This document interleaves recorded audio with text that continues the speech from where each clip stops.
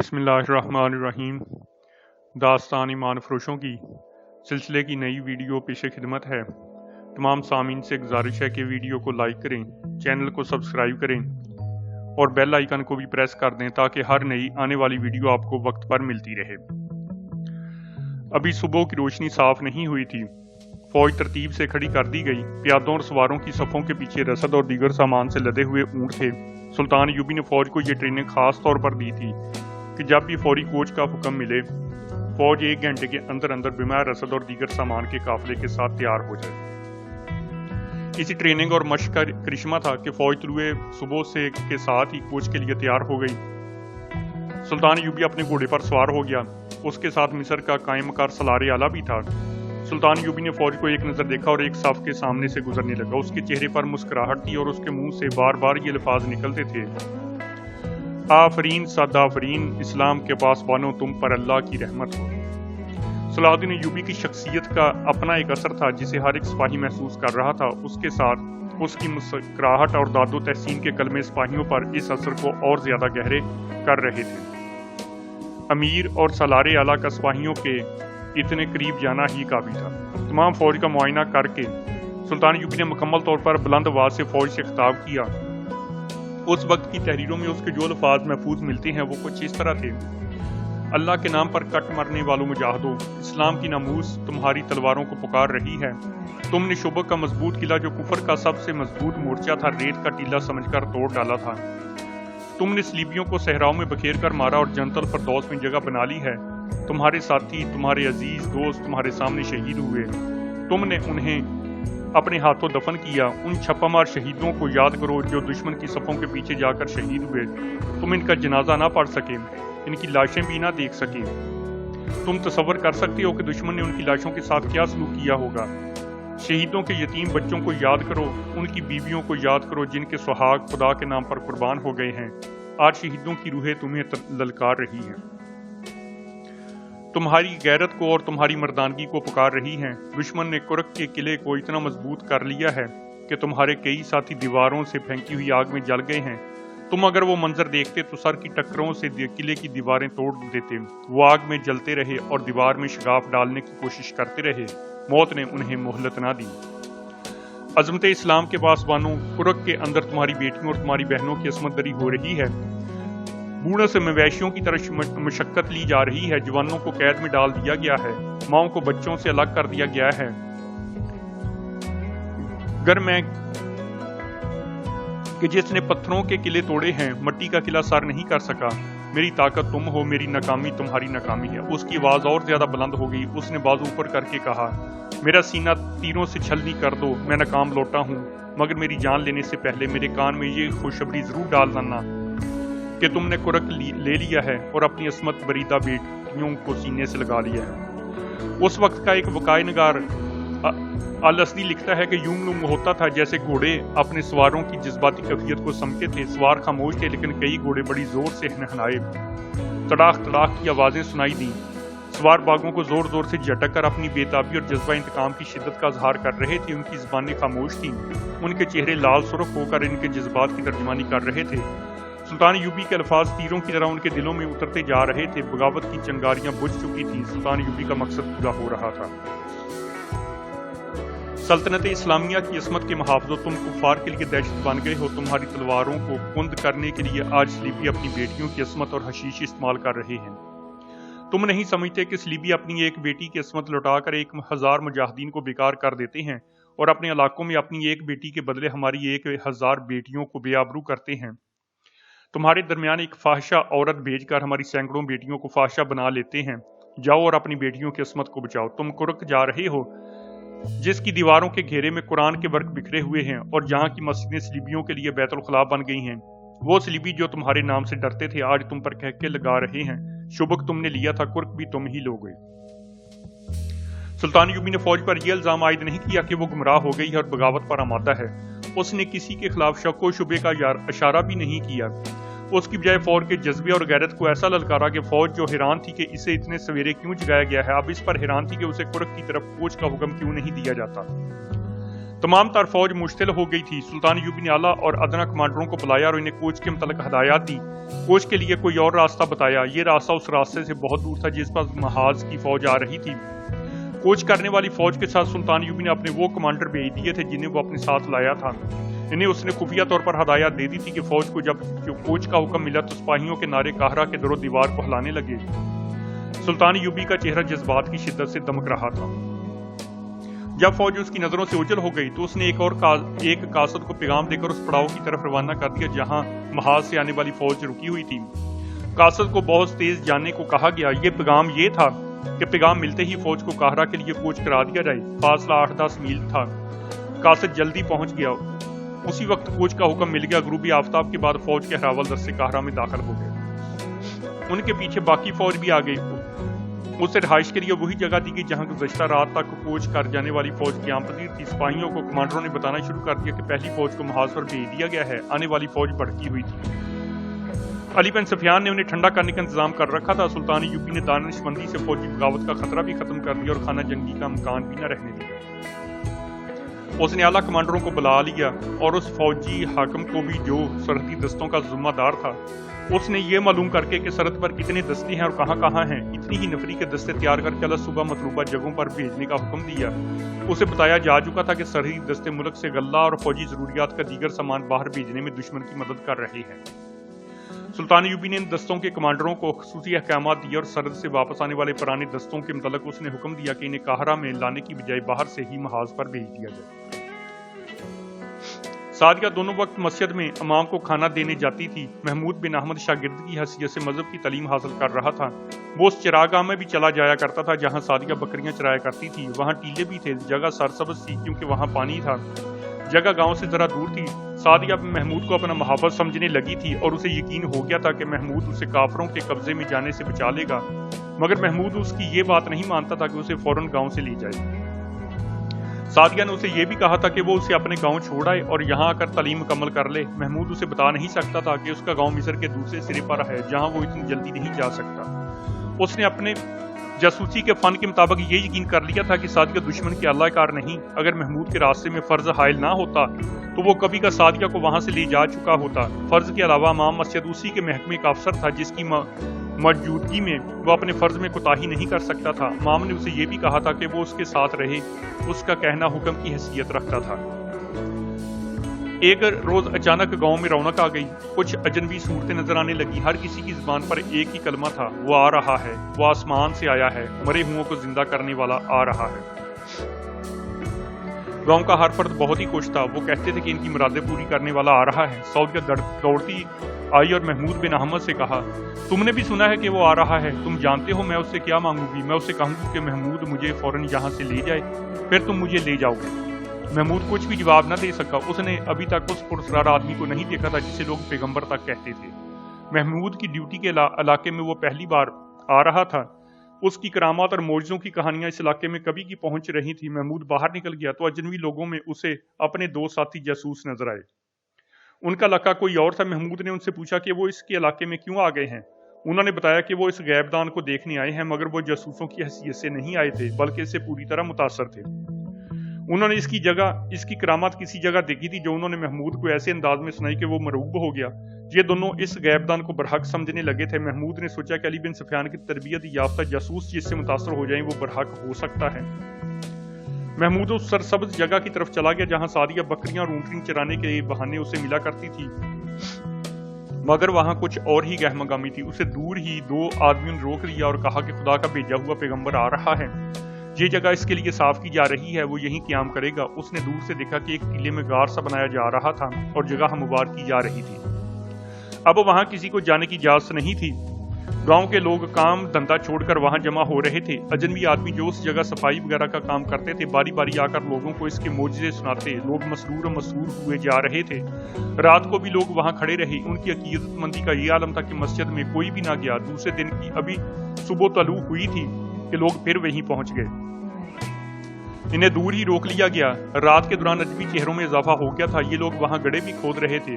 उनके साथ चंद ऊंट थे जिन पर बहुत सारा सामान लदा हुआ था। ये सामान खुला जाने लगा तो उन्हें बहुत से खेमे नजर आए जो लोग खोल कर नस्ब किए जा रहे थे। शुरू ही होने लगी थी, रातें तारीक हुआ करती थी, चांद रात के पिछले पहर उभरता था। इस गैमदान के मुतलक बताया जाता था कि सिर्फ तारीक रातों में लोगों को अपना आप दिखाता है। शाम के बाद गांव के लोग वहां मौजूद रहे। एक तरफ वहां की औरतें भी खड़ी थी, जिनमें सादिया भी थी। जो जगह आने वाले के लिए साफ की जा रही थी, वहां मशलें जल रही थी। दो आदमी चंद लड़कियों के पीछे से आए, जिनमें सादिया थी। लड़कियां इन्हें देख न सकी। सामने से 3-4 आदमी आए, ये अजनबी लोगों में से थे। लड़कियों के करीब आकर उन्होंने लड़कियों से कहा, तुम यहाँ से जाती क्यों नहीं? और वो लड़कियों को डराने के लिए इनकी तरफ दौड़े। लड़कियां भाग उठी और बिखर गईं। किसी ने पीछे से सादिया के ऊपर कंबल फेंका। 2 मजबूत बाजुओं ने उसे कमर से दबोच लिया। एक हाथ से किसी ने उसका मुंह बंद कर दिया। उसे कंधे पर उठाकर कोई दौड़ पड़ा। एक तो तारीकी थी और दूसरे लड़कियां भाग गई थी, इसलिए कोई भी ना देख सका कि सादिया को कोई उठा ले गया है। दूसरी सुबह जैसे तूफान आ गया हो, गांव के लोग चिरागा की तरफ दौड़ पड़े। एक हजूम चला आ रहा था। इसके आगे आगे 16-17 ऊंट थे।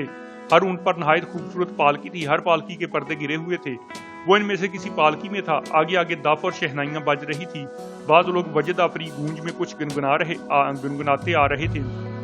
ऊंटों की गर्दनों से लटकती हुई बड़ी बड़ी घंटियों का तरन्नम इसी मौसीकी का हिस्सा मालूम होता था। हजूम में कोई शोर शराबा नहीं था। हर किसी पर तकद्दस का रोब तारी था। ये मरीदों और अकीदतमंदों का जुलूस था, जो मालूम नहीं कहां से उसके साथ चले आ रहे थे। ऐसी फदा पैदा हो गई थी जैसे पालकियों वाले ऊंट आसमान से उतर रहे हों। ये काफिला सरसब्ज जगह चला गया। वहां टीले ज्यादा थे। एक जगह बहुत से खेमे नस्ब कर दिए गए। इनमें से एक खेमा खासा बड़ा था। तमाम लोगों को दूर हटा दिया गया। फिर कोई ना देख सका कि पालकियों में से कौन कौन निकला और कहां कहां गायब हो गया। अकीदतमंदों का हजूम दूर हटकर बैठ गया। सादिया के गांव के लोग उनसे इस मुकद्दस इंसान की बातें सुनने लगे। इंसानी फितरत की यह खासियत है कि इंसान जिस कदर गुंवार और पसमानदा होता है, वो उतना ही सनसनी पसंद होता है। वो बातों में सनसनी पैदा करने की कोशिश करता है। यही कैफियत वहां पैदा हो गई थी। अम्माम भी इस हजूम को देख रहा था और महमूद भी। वो भी कोई राय कायम नहीं कर सकते थे। इन्हें काहरा से ये हदायत मिली थी कि सरहदी इलाके में कोई नया अकीदा फैलाया जा रहा है। इसके मुतल्लिक तफसीलात मालूम करके बताओ कि ये क्या है और इसकी पुश्त पनाही में कौन लोग हैं। काहरा को भी कोई तफसीली इत्तला नहीं मिली थी। उसकी सबसे बड़ी वजह ये कि जिन इलाकों में ये पुरस्कार आदमी जा चुका था, वहां के जासूस भी उसके मौजज़ों से मरूब हो गए थे। वो उसके खिलाफ कोई बात मुंह से निकालने से डरते थे। सर्दी दस्तों ने भी ऐसा ही असर कबूल किया था। अब इस इमाम की बारी थी। उसे देखना था कि ये सब कोई ढोंग है, शुबदाबाजी है या क्या है। उसने ये देख लिया था कि लोग उसकी सिर्फ बातें सुनकर इतने मुतासर और मरूब हो गए थे कि उन्होंने मस्जिद में जाना छोड़ दिया था। वो उसकी झलक देखने को उस जगह के गिर्द बैठे थे जहां वो ऊंट से उतरकर किसी खेमे में गायब हो गया था। अमाम और महमूद वहां खड़े थे। सादिया का बाप उनके पास आन रुका। उसने परेशानी के आलम में बताया कि सादिया रात से गायब है। लड़कियों ने उसे बताया था कि इन्हें चंद आदमियों ने सामने से आकर डराया और वहां से भगा दिया था। एक लड़की ने बताया कि उसने वहां से पीछे 2 आदमी देखे थे। उससे आगे किसी को कुछ इल्म ना था। बाप सादिया की तलाश में चल पड़ा। महमूद भी उसके साथ हो लिया। वहां उसे सादिया कहाँ मिल सकती थी, मगर वो बाप था। बेचैनी से इधर उधर घूमने फिरने लगा। महमूद उसके साथ रहा। इन्हें एक अजनबी ने रोक दिया और पूछा, क्या तुम लोग किसी को ढूंढ रहे हो? सादिया के बाप ने उसे बताया कि गुज़श्ता रात उसकी लड़की लापता हो गई। मुझे अभी किसी ने बताया है कि तुम इस लड़की के बाप हो। अजनबी ने सादिया को हुलिया बताकर कहा, अगर तुम इस लड़की को ढूंढ रहे हो तो वो तुम्हें यहाँ नहीं मिलेगी। अब तक वो मिस्र की सरहद से बहुत दूर जा चुकी होगी। गुज़श्ता शाम मैंने एक घोड़ा देखा था, जो एक जवान और बड़ी खूबसूरत लड़की दूसरी लड़कियों से हटकर घोड़े के पास गई। सवार घोड़े के करीब खड़ा था। लड़की ने उसके साथ कुछ बातें की। सवार घोड़े पर सवार होकर चंद कदम परे चला गया। लड़की इधर उधर देखती उसके पीछे गई। आगे जाकर वो खुद ही सवार के आगे घोड़े पर बैठ गई। सवार घोड़ा दौड़ा ले गया। मैं देख रहा था और सोच रहा था कि ये लड़की कौन हो सकती है जो एक सवार के साथ अपनी मर्जी से चली गई है। आज किसी ने बताया है कि वो तुम्हारी बेटी ही थी। उसे अब ढूंढने की कोशिश ना करो। वो आदमी चला गया। सादिया के बाप के आंसू निकल आए। महमूद का रद्द-ए-अमल कुछ और था। वो जासूस था। उसने ये सोचा कि ये आदमी सफेद झूठ बोल गया है। इसकी इत्तला और तमाम तर बयान झूठ था। कोई उसे कैसे बता सकता था कि इस शख्स की बेटी एक सवार के साथ भाग गई है, जब उसे देखने वाला ये अकेला शख्स था। जासूसों को ये ट्रेनिंग खास तौर पर दी जाती थी कि किसी की बात पर फौरन तबार ना करो और हर किसी को शाकी निगाह से देखो। महमूद ने इस अजनबी का पीछा किया وہ ہجوم میں سے ہوتا ہوا ٹیلوں کے پیچھے چلا گیا اور خیموں میں کہیں غائب ہو گیا۔ محمود کو یقین تھا کہ سعدیہ انہی خیموں میں ہے اور اس کے اغوا میں اس آدمی کا ہاتھ ہے۔ یہ سعدیہ کے خریداروں میں سے ہو سکتا ہے جنہوں نے سودا کرنے پر سعدیہ کے باپ کو لڑکی کے اغوا کی دھمکی دی تھی۔ سعدیہ کے باپ نے اسے نہیں پہچانا تھا۔ یہ اجنبی سعدیہ کے باپ کو یہ جھوٹا بیان دے کر گمراہ کرنے آیا تھا تاکہ باپ اپنی بیٹی کو یہاں تلاش نہ کرے۔ محمود بن احمد کے دل میں سعدیہ کی اتنی شدید محبت تھی کہ اس نے سعدیہ کو وہاں سے نکالنے کا تہیہ کر لیا۔ اس نے امام کو جا کر یہ ساری بات سنائی۔ امام سراغ ثانی کے شعبے کا ذہین حاکم تھا۔ اس نے بھی یہی رائے دی کہ اس غریب باپ کو دھوکہ دیا جا رہا ہے اور اس کی بیٹی کسی کے ساتھ بھاگ گئی ہے۔ محمود نے امام کے ان دونوں جاسوسوں سے جو گاؤں میں موجود رہتے تھے ذکر کیا اور کہا کہ وہ سعدیہ کو وہاں سے نکالے گا اور اسے ان کی مدد کی ضرورت ہے، مگر یہ کام آسان نہیں تھا۔ ٹیلوں کے اندر اب کوئی نہیں جا سکتا تھا۔ نور الدین زنگی نے کرک کے محاصرے میں اپنی فوج لگا دی تھی اور قلعہ توڑنے کے طریقے سوچ رہا تھا۔ اس نے پہلے روز ہی اپنے کمانڈروں سے کہہ دیا تھا کہ جو قلعہ صلاح الدین ایوبی سر نہیں کر سکا وہ تم بھی آسانی سے سر نہیں کر سکو گے۔ صلاح الدین ایوبی تو ناممکن کو ممکن کر دکھانے والا آدمی ہے۔ سلطان ایوبی نے اسے تفصیل سے بتا دیا تھا کہ یہاں کون کون سے طریقے آزما چکا ہے۔ یہ بھی بتایا تھا کہ قلعے کے اندر کیا کیا ہے، رسد اور جانور کہاں ہیں اور آبادی کس طرف ہے۔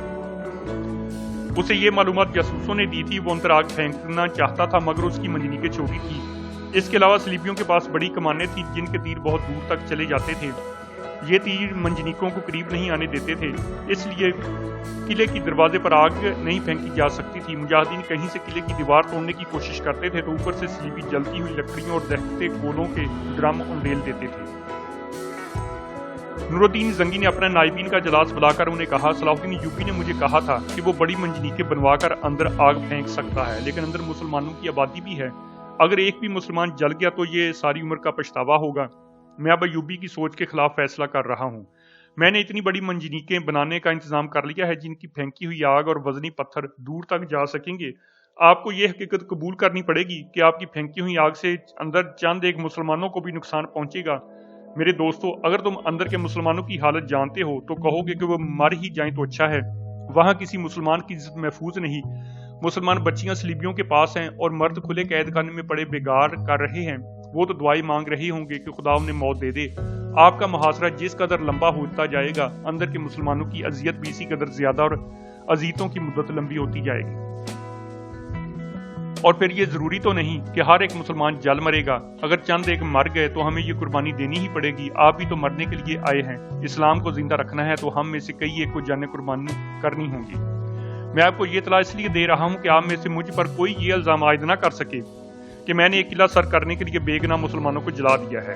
ہم میں سے کوئی بھی ایسا نہیں سوچے گا۔ ایک سالار نے کہا، ہم یہاں اپنی بادشاہی قائم کرنے نہیں آئے۔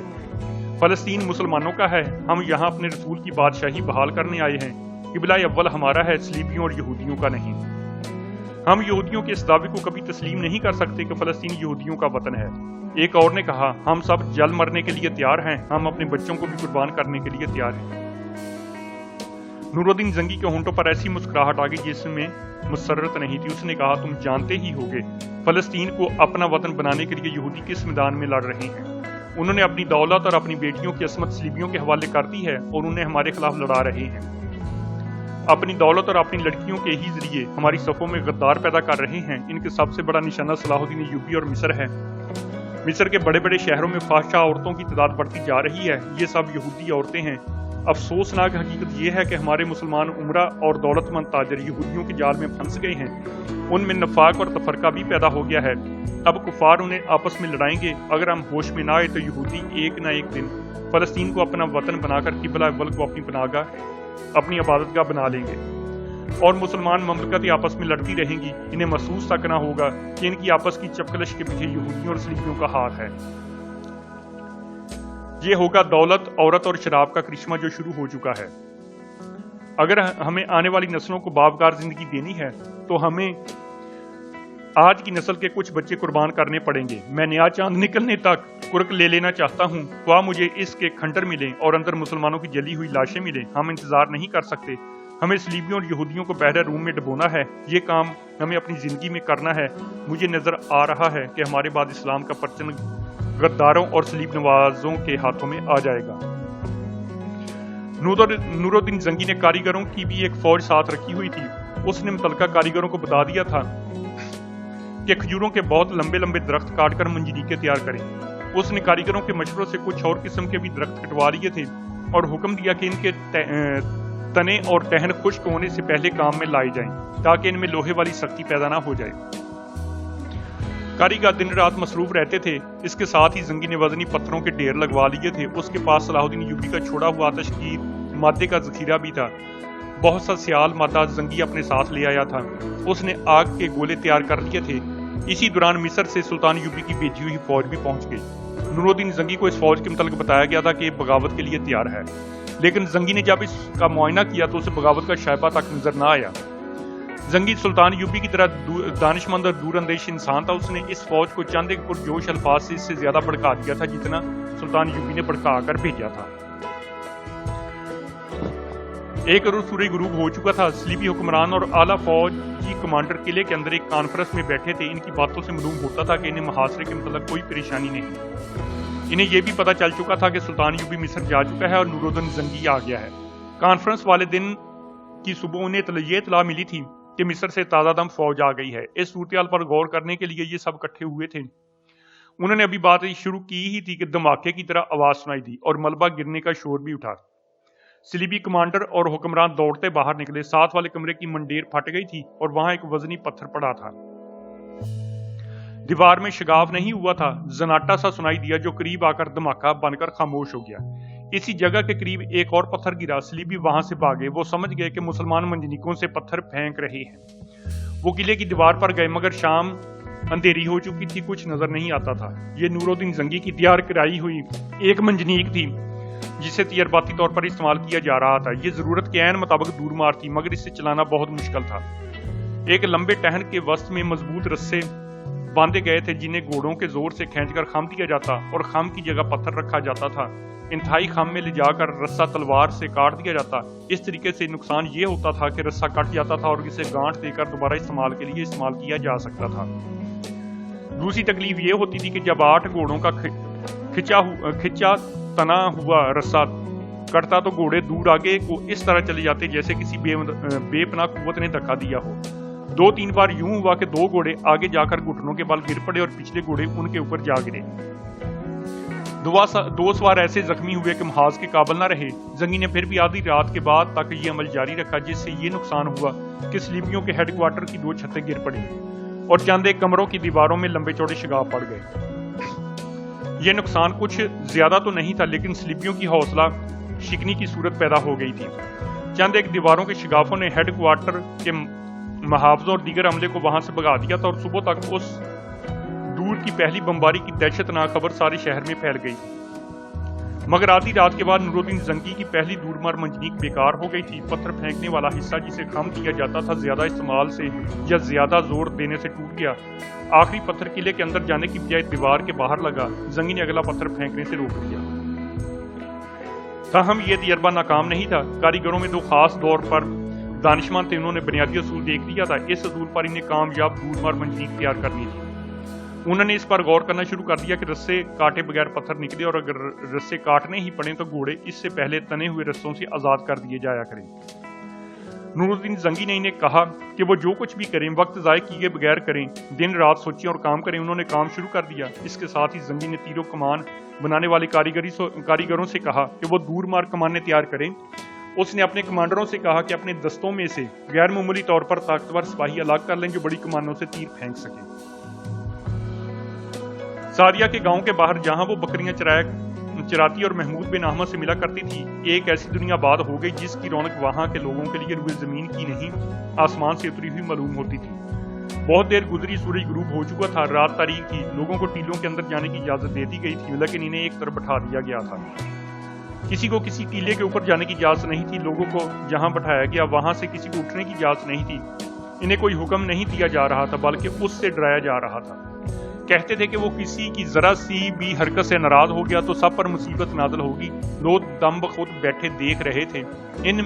ان سے کچھ دور بڑی خوبصورت دریاں اور ان پر 2 قالین بچھے ہوئے تھے۔ پیچھے لمبے لمبے پردے لٹکے ہوئے تھے جن پر ستارے سے چمکتے تھے۔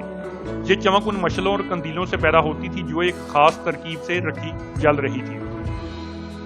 पर्दों के पीछे अमूदी टीला था जिसके दामन में अजनबी लोग गार खोद रहे थे। इस टीले के पीछे कुछ जगह हमवार थी, वहां रंगारंग खेमे नस्ब थे। तमाशाइयों पर ऐसा रूप तारी था कि वो एक दूसरे के साथ सरगोशी में भी बात नहीं करते थे। ये रात उससे अगली रात थी जिस रात सादिया अगवा हुई थी। सामने लटके हुए पर्दे आहिस्ता आहिस्ता हिलने लगे, सारे आसमान के सितारों की तरह टमटमाने लगे और ऐसा साजों का तरन्नुम सुनाई देने लगा जिनके नाम से भी कोई वाकिफ नहीं था। ये एक गूंज सी थी जिसमें तिलिस्माती सा तासर था। सिरा की खामोश रात में ये तासर रूहों तक उतरता महसूस होता था। यह एहसास भी होता था जैसे इस तरन्नुम की लहरें लोगों के ऊपर से गुजर रही हों, जिन्हें वो देख सकें, छू भी सकें। यही वजह थी कि लोग बार बार ऊपर और इधर उधर देखते थे, लेकिन इन्हें नजर कुछ भी नहीं आता था। साजों के तरन्नुम में एक और गूंज आवाज शामिल हो गई। साफ पता चलता था कि बहुत से आदमी मिलकर एक ही नगमा गुनगुना रहे हैं। इसमें लड़कियों की आवाज भी थी। इसके साथ जब टीले के सामने इतने लंबे लंबे पर्दे हिलते थे तो यूं लगता था जैसे रात फजा और माहौल पर वजद तारी हो गया हो। इसके साथ ही आज की ये वीडियो यहीं पर खत्म होती है। इंशाल्लाह जल्द ही दोबारा नई वीडियो के साथ हाजिर होंगे। अल्लाह हाफिज।